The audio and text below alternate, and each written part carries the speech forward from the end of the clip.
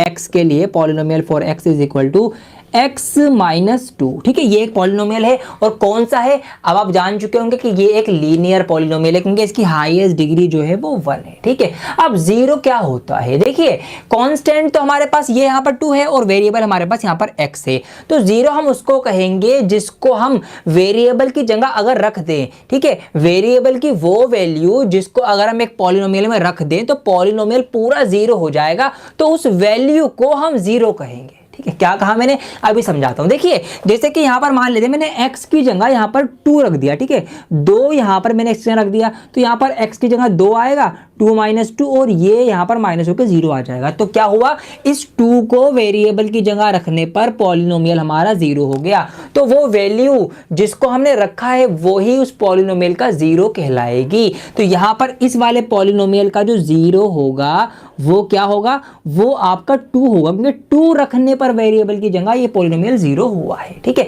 तो ये हमारे 0 होते हैं। इसी को आप 0 बोल सकते हो, इसी को आप रूट्स भी कह सकते हो, और इसी को आप सॉल्यूशन भी कह सकते हो। ठीक है, तो तीनों में से कोई भी नाम आपकी बुक में यूज हो रहा है तो घबराना मत कि सर हमने तो 0 पढ़ा था, सॉल्यूशन क्या है, ये एक ही नाम है तीनों के। ठीक है, रूट, 0 और सॉल्यूशन। अब अगर मैं बात करूं कि इसको ग्राफ पे अगर दिखाया जाए तो कैसे दिखाया जाएगा, या ये वैल्यू ग्राफ पर कहां पर आती है, तो मैं आपको डायरेक्ट ही आंसर बता देता हूं कि ये जो हमारे जीरोस निकल के आएंगे ना पॉलिनोमियल्स के, ये हमेशा एक्स एक्सिस पर लाई करेंगे, एक्स एक्सिस के ऊपर आपको पड़े हुए मिलेंगे। जैसे कि यहां पर देखिए मैं ग्राफ बनाता हूं, ये आपको बहुत ही अच्छे से पता होगा ग्राफ के बारे में, ये हमारी एक्स एक्सिस हो जाएगी, ये वाई एक्सिस, ये एक्स हमारे डैश और ये हमारे वाई नेगेटिव हो जाएंगे। ठीक है, तो ये जो एक्स एक्सिस हमें नजर आएगी, इसी के ऊपर हमें ये जो जीरोस मिलेंगे ना यहां पर पड़े हुए मिलेंगे। इसको थोड़ा सा एक्सप्लेन कर देता हूं मैं क्योंकि ये आपके लिए जरूरी है समझना। देखिए अगर मैं इस x माइनस 2 को y के लिए सॉल्व करूं,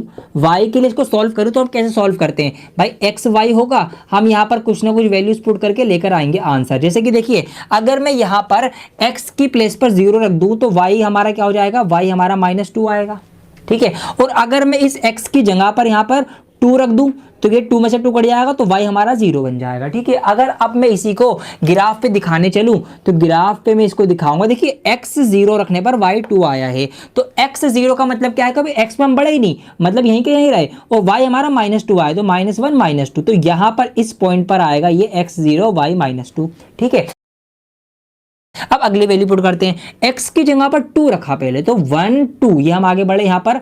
अब और क्या हुआ, y की जगह 0 है तो y में हमें कुछ करना नहीं, ना ऊपर जाना ना नीचे जाना, तो इसका मतलब यहीं पर हमारा आंसर आ जाएगा, ये आ जाएगा हमारा 2 0। अब मैं इसको अगर दोनों पॉइंट्स को जोड़ूंगा तो एक यहाँ पर आप स्ट्रेट लाइन बनती हुई देखेंगे, कैसी, एक बिल्कुल सीधी लाइन बनेगी। तो यहाँ से हमने क्या पाया, हमने ये पाया कि ये जो 0 आ रहा है ये हमारा x एक्सिस पर ही आएगा, ये बात आप ध्यान रखना। अब यहीं से हम और भी कंक्लूजन निकाल सकते हैं, जैसे कि क्या, अगर कोई लीनियर पॉलिनोमियल होगा, अगर कोई रेखिक बहुपद होगा तो उसकी हमेशा एक स्ट्रेट लाइन बनेगी, वो कहीं भी बन सकती है। ठीक है, यहां पर बनी है, हो सकता है ये लाइन यहां बनती, हो सकता है यहां पर इस तरह से बनती, तो इसकी एक स्ट्रेट लाइन ही बनेगी। तो इसका 0 जो आएगा वो स्ट्रेट लाइन एक ही बार इस x एक्सिस को काटेगी। ठीक है, देखिए इस लाइन ने भी एक ही बार काटा, इस लाइन ने भी एक ही बार यहाँ इंटरसेक्ट किया और इसने भी एक ही बार, तो स्ट्रेट लाइन जो है वो x एक्सिस को एक ही बार काट रही होगी। तो इसका मतलब ये है कि लीनियर पॉलिनोमियल जो होगा उसका जो 0 होगा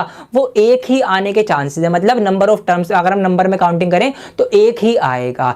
और ऐसा भी हो सकता है कि एक भी ना आए, क्यों, मान लो भाई यहां पर इस तरह से ये लाइन बन गई, स्ट्रेट लाइन है, सीधी लाइन है, मतलब ये तो स्ट्रेट नहीं है, लेकिन आप अगर बनाओगे ग्राफ की मदद से पूरी प्रॉपर तो ऐसे स्ट्रेट लाइन आएगी, तो उसने तो x एक्सिस को कहीं पर भी नहीं काटा, इसका मतलब कोई भी आंसर नहीं आएगा, कोई 0 नहीं आएगा, कोई सॉल्यूशन नहीं आएगा।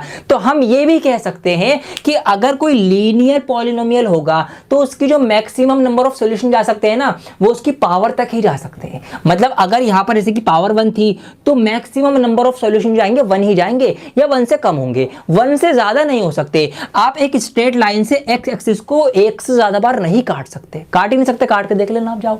ठीक है, तो ये बातें हमें ध्यान रखनी है। अब ऐसे हम समझेंगे यहां पर क्वाड्रेटिक पॉलिनोमियल का। क्वाड्रेटिक का मतलब क्या है भाई, पावर हमने 2 कर दी, 2 पावर हो गई। तो अब मैं पूरा सॉल्व करके नहीं बता रहा, मैं आपको डायरेक्ट ही बता देता हूं कि अगर कोई क्वाड्रेटिक पॉलिनोमियल होगा तो उसका ना एक पैराबोला बनता है, ठीक है। पैराबोला कैसी शेप होती है, इस तरह की शेप होती है कुछ, यहां पर मैं बनाता हूं अलग से इस तरह से, ठीक है। तो ये बनेगा, मतलब यहां पर क्या होगा, वो एक्स एक्सिस को 2 बार काटेगा मैक्सिमम, हाँ मैक्सिमम 2 बार काट सकता है, बस इससे ज्यादा नहीं।